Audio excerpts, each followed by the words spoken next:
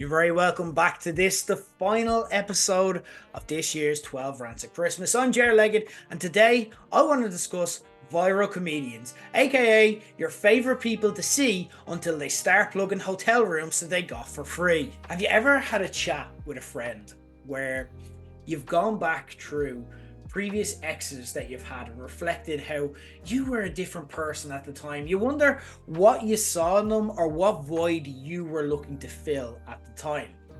Today, I want to do just that, but I don't want to talk about my own exes because many of them included legal letters in the breakup that said, you better not fucking talk about me on your stupid podcasts. Instead, who I want to look at is what I call Ireland's exes. Put another way, I want to look at the comedians that we were all about until one day we just woke up and, I don't know, the spark had gone. We'd kind of got the full experience of them, and then we were like, it's not you, it's me. I just need more from life than you can give me, and just never thought of them again. Until today, that is, because today, together, we will brave that wall of cringe. We will relive some of the memories that once lit up every group chat we were in, and we'll ask ourselves the one most important question. Why? Why were we so fascinated with these people? We begin with our first viral love. Let's talk about Cian Twomey. Cian became famous on Facebook, I think, because he was the first person in Ireland who realised that you could post videos on there and didn't just have to write really emo, cringy statuses to show up in your 1 year ago posts every single year, or poke people you fancied who never poked you back. I'm looking at you, Sharon, by the way, when I talk about poking. We could have had something special. You just had to do it once. Anyway, Cian used to make videos about his girlfriend.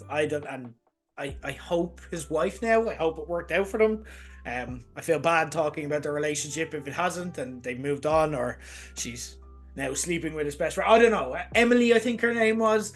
And if that in itself isn't indicative of what you're like in your first relationship, then I don't know what is. You know, when you've just met someone for the first time in your life and you're just amazed by the fact that you have met someone, you want to shout it from the rooftops that you found love, and every single thing that they do is fascinating to you. You're just like, oh guys, when she goes to the bathroom, she's like, oh, I have to go and have me wheeze, and I'm all like, that's too much information, I don't need to know that. And for your friend that you're telling this story to, it's the 5th time you've told them some version of that story. It's cute at first to see your friends in love, but eventually you just get fucking sick of it. And that's pretty much what happened to Ireland. We shared Cian's videos of him slagging off Emily for a bit. Then we were like, I actually don't care about your relationship anymore. I'm over it. You need new material. You need to start talking about something else because this is just taking over your entire life, Cian. It's not normal. It's not healthy. As for Cian, how it worked out after the breakup was, I did a bit of a creep on what he's doing these days. Like, none of us ever do with any of our exes because we're all so cool and interesting and have moved on with our lives. Right, guys? Wink. Cian's doing all right. He's got a YouTube channel with over 350,000 followers, and 2 months ago he posted a video called The Return of Cian Twomey. It didn't really get many views, and he's only posted a couple of more videos since, so I guess we've got another return to look forward to soon, I guess. Good luck to him anyway. I thought Cian would end up working in a Topaz or something, so he seems to still be trucking away at the comedy, but just not for me. He's not. Our next ex after Cian was Al Porter.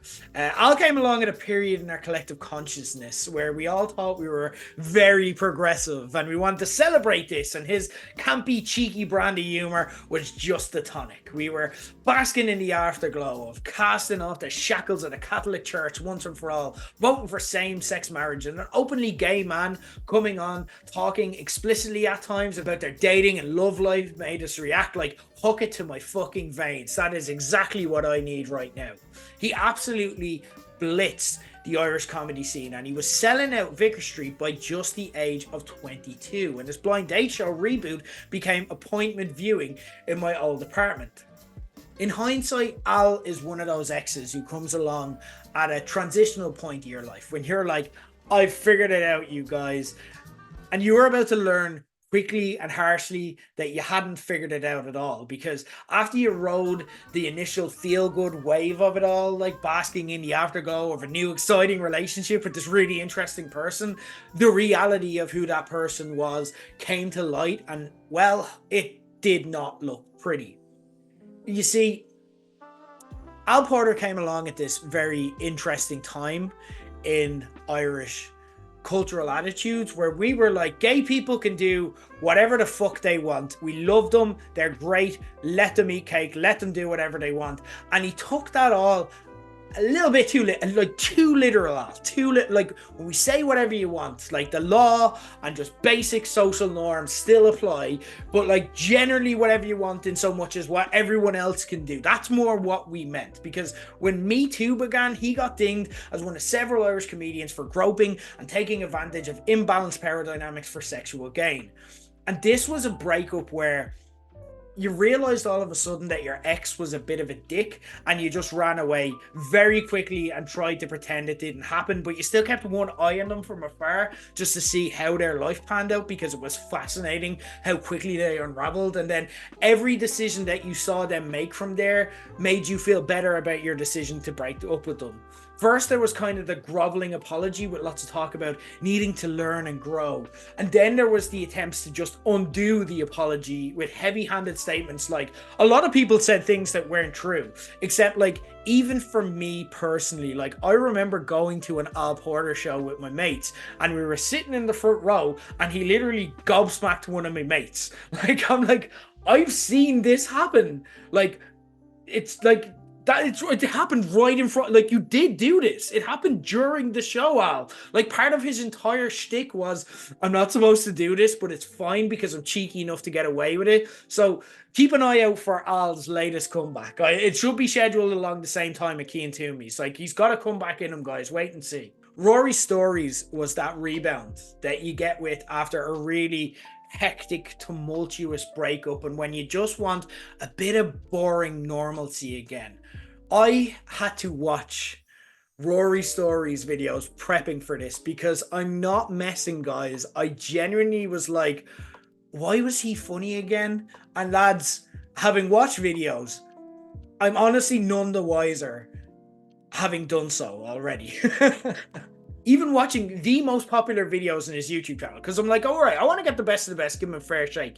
It's baffling. He's that person who could tell you a funny joke in 5 seconds, but then stretches it out to 2-3 minutes that you're just banging your head against the wall going, we fucking get it. We know the joke you're trying to make. And it is the most basic observational comedy, like, of all time as well. Like, one video I watched with nearly 500,000 views. What were we like? Why were we so fascinated with this, right? It was about coming home from a night shift. You might remember it. I'm very careful not to play clips, by the way, from these comics, because if anyone is going to sue you for copyright infringement, it's a struggling content creator. So I'll describe the videos instead. So the night shift one, he gets out of his car, and there's a long period of him just walking around his house. He's not doing or he's literally walking. Like, he felt it was important for the comedy of it all, as we watched him close his curtains, pull up his duvet, and go to bed. We're like, we know you're coming home from the night. It's in the title. We know. We fucking know. But we had to go through this all the same. And guys, the build-up was worth it though, because you'll never guess what happened next. Actually, you will. You'll guess it straight away, because Rory Story's trick is just saying the fucking obvious. A delivery man arrives, and then loads of people make noise. So after the night shift, he's not able to sleep.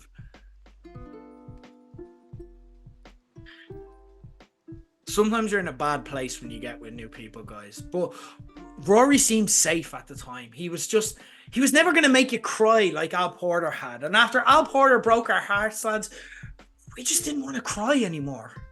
Rory also did that thing that shit exes do. And they are the exes who are like Rory Stories, the kind of fun bobbies of the world, you know, where it's like, did you know you can't buy a hammer in the city after 12? Which is like Rory Stories is the fun Bobby of Irish comedy, but he did that thing that these kind of exes do when they realize you're about to dump them, and instead of kind of, you know, replaying the hits and reminding you why you fell for them to begin with, they like kind of start to pressure you into staying, and it's like, let's talk about mental health, guys. I want to like get really serious, and you're just like, for fuck's sake, I can't fucking leave now. Like, he's talking about mental health. I can't fucking go now. Like, Jesus Christ. But eventually, we just pulled the plug. We were just, no, I'm out. I'm gone. Like, deal with it. I'm gone. And that was that for Rory Stories. So, to kind of bounce back from that, we needed a bit of fun, a bit of crack, a bit of liveliness in our lives. COVID was kicking in too, and that was just depressing as fuck. When you've been through the mill like we had, we just needed something simple, something blissfully uncomplicated instead. Enter Darren Conway. Darren was a good lad, really. He probably still is a good lad. I don't think he's changed fundamentally as a human. But he's one of those exes that you hope is doing really well in life, but just not in your life ever again, ever.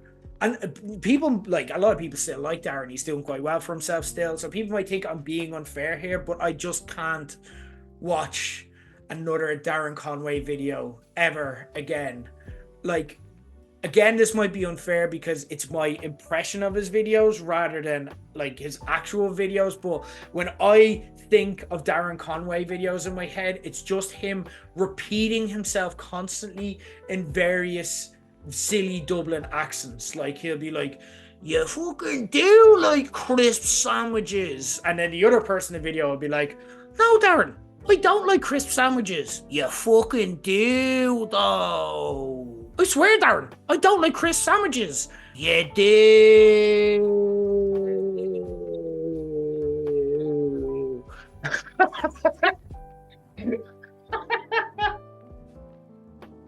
This has never happened before. But I was doing the Darren Conway impression so like consistently and for long that like the program I'm recording on just is like, are you playing music right now? No, that must have been actually very musical of me, my Darren Conway impression. But that's Darren Conway anyway, and we were into some weird shit during COVID, lads. As COVID was ending though, we wanted to get back out there and we wanted to party a little bit. Joanna McNally and Vogue Williams were exactly the type of people who have amazing Hinge profiles, so you just buy in and fall in love with them straight away. Like, they look great, they're both gorgeous, talented women, they had hilarious lines for their answers and prompts, and My Therapist Ghosted Me is just an all-timer name for a podcast. It is excellent. Peak podcast naming skills there, guys. We liked them for a lot of the same reasons that we liked Al Porter to begin with. They're filthy, they're cheeky, they tell things like it really is. And while I've never heard of them groping or gobsmacking people like Al, you'd feel that if they had done that, they'd just tell you about it and they'd make it into a funny story. So you couldn't even be mad at them. Like, they'd even handle that situation better if they did it. But I'm not saying that they did. They probably didn't. The thing with Joanna and Vogue was, it was a bit of a fling with them though, wasn't it? Like, they did amazingly. They sold out tons of shows and got all their endorsements and kind of completed podcasting in record time, but also the flame burnt out very quickly. Like, do you know when you go out with someone who seems really exciting, like they've loads of friends and they just seem to be out doing mad plans all the time, and then you actually get with them and spend time sharing your life with them and you just think, is this person actually really fun? Or did they just spend a lot of time in the pub? And again, I'm not making accusations about Joanna and Vogue. I'm not saying they're alcoholics. I'm sure they're not. It's a metaphor. But there comes a point where what seemed really fun and exciting and novel and mad at first eventually just boils down to two wine-drunk women saying the word vagina a lot and in varying different ways. So that was that. But again, we've had a lot of breakups, but you know what? Don't worry about us here in Ireland because we've got a new fella, guys. He is hilarious and we've got a great feeling this one is definitely going to last. You'd love him. His name is Garron, Garron Noone, and he does these silly videos, right? Of like food and drink. Like, you send your Christmas dinner to him and he slags it off. Rory goes mad about how chocolate bars are smaller than they used to be years ago. It's so funny, and it's definitely never ever gonna get. Oh wait, what's that? Oh, what he's doing? Oh, he's doing reviews of hotel rooms he gets for free now. Okay. All right. I guess we're back in the hunt, guys. Okay, so that's it. Back to the apps for us. And ladies and gentlemen, that was Ireland's Exes, and that was the 12 Rants of Christmas. I've been Ger Leggett, and thanks so much, everyone, for tuning in this year, where this caused me so much stress last year that I swore I'm going to do that again because I did enjoy it, but I'm going to plan it much better this time, and I'm not going to spend, like, the time where I should be vegging on the couch, eating sweets and watching shit movies, writing this and prepping this instead. I definitely planned better and didn't end up doing that with a lot of my Christmas, I swear. I hope you enjoyed it anyway, and I'm going to be back on page 180 shortly as me and Jerry are going to sit down for some star jars as we look back on the show that we're absolutely loving over the Christmas period in Skeleton Crew when that wraps up around the middle of January. Thanks again for listening, everyone. Have a happy new year. Buy Royal Rumble party tickets on eventbrite.ie if you haven't already. And as my brand new fella says, follow me. I'm delicious.